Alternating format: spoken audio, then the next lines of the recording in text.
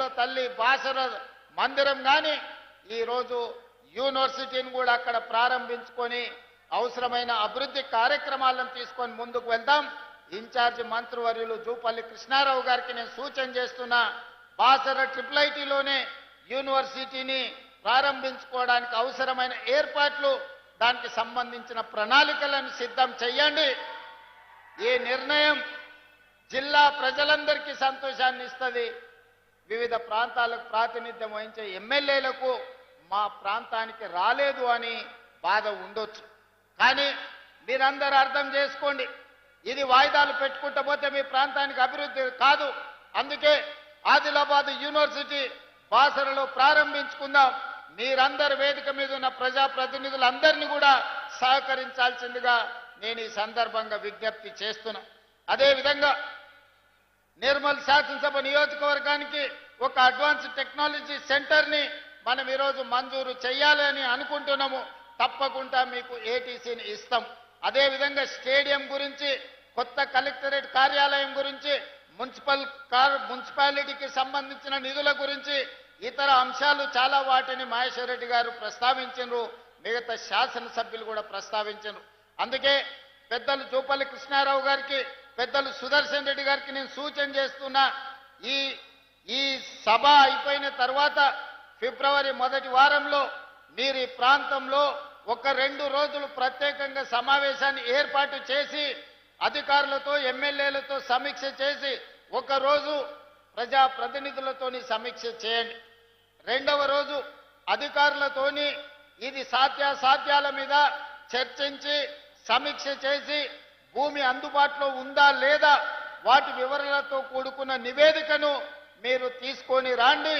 ఉమ్మడి ఆదిలాబాదు జిల్లాకు కావాల్సిన అభివృద్ధి నిధులను, అభివృద్ధి కోసం అనుమతులను రాబోయే బడ్జెట్ సమావేశాలలో నేను అసెంబ్లీలోనే ఆదిలాబాద్కు సంబంధించిన ప్రజాప్రతినిధులతో ఒక ప్రత్యేకమైన సమావేశాన్ని ఏర్పాటు చేసి ఆదిలాబాద్కు జరగాల్సిన అభివృద్ధి, రావాల్సిన నిధులను ప్రత్యేకంగా మంజూరు చేద్దామని చెప్పి నేను ఈ వేదిక మీద నుంచి జూపల్లి కృష్ణారావు గారికి సూచన చేస్తున్నా.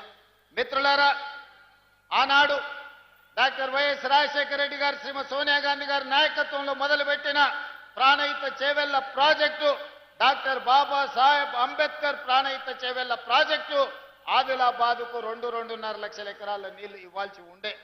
కానీ ఏదో ఆలోచన, లేకపోతే అది స్వార్థమా, లేకపోతే ఆలోచనలో ఉన్న లోపమా నాకు తెలీదు, కానీ 1,10,000 కోట్ల రూపాయలు ఖర్చు పెట్టినా ఇంకా 40-50 వేల కోట్ల రూపాయలు ఖర్చు పెట్టాల్సింది ఉన్నా ఆదిలాబాదుకు గోదావరి జలాలు రావడానికి సాధ్యం లేదు.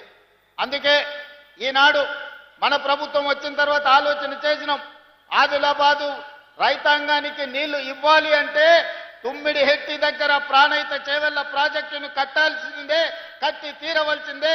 తుమ్మిడిహెట్టి ప్రాంతంలో ప్రాజెక్టును కట్టి ఆదిలాబాదుకు నీళ్లు ఇవ్వాలని నిర్ణయం తీసుకున్నాం. దానికి సంబంధించిన సర్వేలు జరుగుతున్నాయి, నివేదికలు తయారు అవుతున్నాయి. బడ్జెట్ సమావేశాల లోపు ఉత్తమ్ కుమార్ రెడ్డి గారికి సూచన చేస్తున్నా, ఈ తుమ్మిడిహెట్టి దగ్గర నిర్మించాల్సిన ప్రాజెక్టు సంబంధించిన సంపూర్ణమైన నివేదికను తయారు చేయండి. ఆదిలాబాద్ రైతాంగానికి సాగునీరును అందించి ఈ ప్రాంతాన్ని ఆదుకుందాం. తుమ్మిడిహెట్టి దగ్గర ప్రాజెక్టు నిర్మించుకుందాం. మనకు రావాల్సిన నీళ్లను, ప్రతి చుక్కను మనం ఒడిసి పట్టుకుందామని చెప్పి ఉత్తమ్ కుమార్ రెడ్డి గారికి నేను సూచన చేస్తున్నా. అదేవిధంగా ఎర్ర బస్సే కష్టం. ఆదిలాబాదు గూడాలలో ఇక్కడుండే పటేళ్లు చాలా మంది వచ్చి నన్ను కలుస్తుంటారు, సార్ మాకు పోవడానికి దారి లేదు, ఆ ఫారెస్ట్ ఆఫీసర్లు ఇల్లు కట్టుకొని ఇస్తలేరు, మా ఊరికి ఎర్ర బస్సు కూడా రావడం లేదని. అందుకే ఈనాడు ఆదిలాబాదు ప్రాంతాన్ని ప్రత్యేకంగా గుర్తించి మిత్రులు పాయల శంకర్ ఆదిలాబాద్ ఎయిర్పోర్టుకు సంబంధించిన అంశాన్ని నగేష్ గారు, అదేవిధంగా వెడమ బొజ్జు గారు నా దృష్టికి తెచ్చారు. అందుకే ఆదిలాబాదు జిల్లాకి ఎయిర్పోర్టు తీసుకొచ్చి ఎర్ర బస్సు రాని ఈ ప్రాంతానికి ఎయిర్ బస్సు తీసుకొచ్చి విమానాలను తీసుకొచ్చే బాధ్యత మన ప్రభుత్వం తీసుకుంటుంది. ఆదిలాబాద్లో పెద్ద భారత ప్రధానమంత్రి నరేంద్ర మోడీ గారి చేత ఎయిర్పోర్టును ప్రారంభించుకుందాం. వారిని ప్రత్యేకంగా ఆహ్వానించి ఎయిర్పోర్ట్ కోసము శిలా ఫలకాన్ని ప్రారంభోత్సవ కార్యక్రమాన్ని చేసుకుందాం. ఒక్క ఎయిర్పోర్ట్ ఉంటే మన ప్రాంతం అభివృద్ధికి పూర్తి స్థాయిలో అనుమతులు రావు. అందుకే ఈ ప్రాంతంలో తెలంగాణ రాష్ట్రంలోనే అతి పెద్ద పారిశ్రామిక వాడను ఆదిలాబాదులో చేసుకుందాం. ఇన్ఛార్జ్ మంత్రి గారికి నేను చెప్పిన ఒక 10,000 ఎకరాల భూమిని ఆదిలాబాదులో సేకరించండి. ఈ దేశంలో ఉండే ప్రతి పరిశ్రమను ఆదిలాబాదు జిల్లాకు తీసుకొచ్చి ఇక్కడి నిరుద్యోగ యువతకు ఉద్యోగ ఉపాధి అవకాశాలు కల్పిద్దాం. ఈ ప్రాంతాన్ని ఒక అభివృద్ధి చెందిన పారిశ్రామిక కేంద్రంగా తయారు చేద్దాం. అప్పుడే మీ జిల్లాకు వచ్చిన ఎయిర్పోర్ట్, మీ జిల్లాకు వచ్చిన రోడ్లు, మీ జిల్లాలో కట్టే సాగునీటి ప్రాజెక్టులు, ఈ జిల్లాలో చదువుల కోసం ప్రారంభించుకున్న యూనివర్సిటీలు అన్ని కూడా ఈనాడు అభివృద్ధికి వేదికలుగా మారుతాయి. అందుకే వేదిక మీద ఉన్న వివిధ రాజకీయ పార్టీల ప్రజాప్రతినిధులకు నేను విజ్ఞప్తి చేస్తున్నా. ఎన్నికలు వచ్చినప్పుడు రాజకీయాలు చేసుకుందాం. ఎన్నికలు వచ్చినప్పుడు ఎవరి పార్టీని గెలిపించుకోవడానికి వాళ్ళు ప్రయత్నం చేసుకుందాం. ఎన్నికలు ముగిసిన తర్వాత అభివృద్ధి మంత్రంగా మనల్ని ఓట్లేసి గెలిపించిన ప్రజలకు సంక్షేమాన్ని అభివృద్ధిని అందించే విధంగా కలిసిమెలిసి పనిచేద్దాం.